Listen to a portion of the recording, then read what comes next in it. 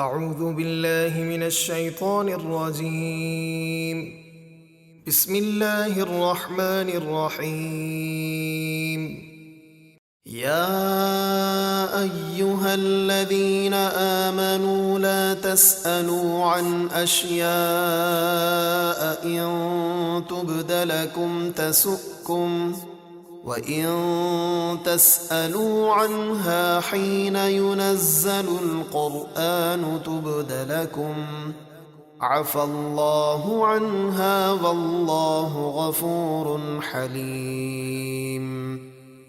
اے ایمان والو، ایسی باتیں نہ پوچھو جو تم پر ظاہر کی جائیں تو تمہیں بری لگیں۔ بعض لوگ سید عالم صلی اللہ علیہ وسلم سے بے فائدہ سوال کیا کرتے تھے یا آپ کی طبیعت پر گراں گزرتا تھا۔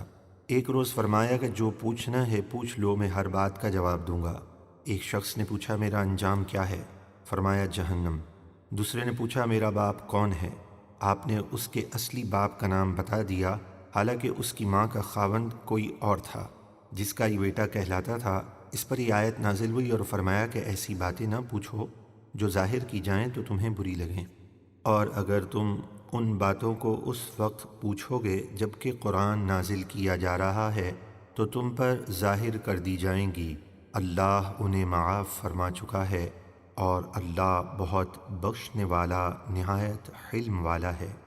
قد سألها قوم من قبلكم ثم أصبحوا بها كافرين۔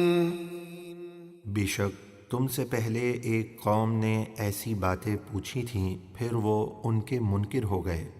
ما جعل اللہ من بحیرة ولا سائبة ولا وصيلة ولا حام ولكن الذين كفروا يفترون على الله الكذب وأكثرهم لا يعقلون۔ اللہ نے نہ کوئی بحیرہ مقرر کیا اور نہ سائبہ اور نہ وسیلہ اور نہ حامی۔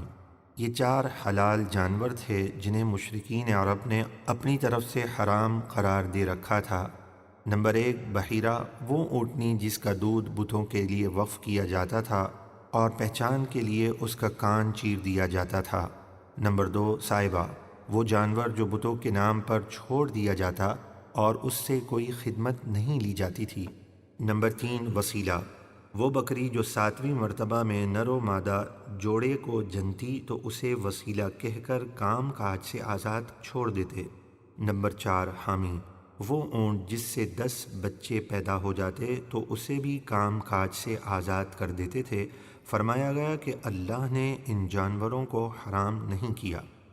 واضح رہے کہ جسے اللہ نے حرام نہ کیا ہو اسے اپنی طرف سے حرام کہنا یا اللہ تبارک و تعالیٰ کی بارگاہ میں سخت گرفت کا باعث ہے، لیکن کافر لوگ انہیں حرام ٹھہرا کر اللہ پر جھوٹا بہتان باندھتے ہیں، اور ان میں اکثر بالکل بے عقل ہیں کہ حلال کو حرام ٹھہراتے ہیں۔ وَإِذَا قِيلَ لَهُمْ تَعَالَوْا إِلَى مَا أَنزَلَ اللَّهُ وَإِلَى الرَّسُولِ قَالُوا حَسْبُنَا مَا وَجَدْنَا عَلَيْهِ آبَاءَنَا أَوَلَوْ كَانَ آبَاؤُهُمْ لَا يَعْلَمُونَ شَيْئًا وَلَا يَهْتَدُونَ۔ اور جب ان سے کہا جائے کہ اس حکم کی طرف آؤ جو اللہ نے اتارا اور رسول کی طرف آؤ تو کہتے ہیں ہمیں وہ طریقہ کافی ہے جس پر ہم نے اپنے باپ دادا کو پایا، کیا اگرچہ ان کے کافر باپ دادا کچھ بھی نہ جانتے ہوں اور نہ سیدھے راستے پر ہوں۔ یا ایہا الذین آمنوا علیکم انفسکم لا يضركم من ضل اذا اهتديتم إلى الله مرجعكم جميعا فينبئكم بما كنتم تعملون۔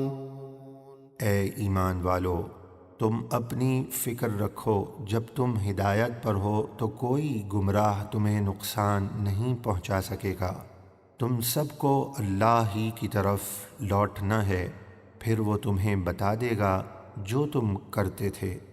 يا أيها الذين آمنوا شهادة بينكم إذا حضر أحدكم الموت حين الوصية اثنان ذوا عدل منكم أو آخران من غيركم إن أنتم ضربتم في الأرض فأصابتكم مصيبة الموت تحبسونهما من بعد الصلاة فيقسمان بالله إن ارتبتم لا نشتري به ثمنا ولو كان ذا قربى ولا نكتم شهادة الله إنا إذا لمن الآثمين۔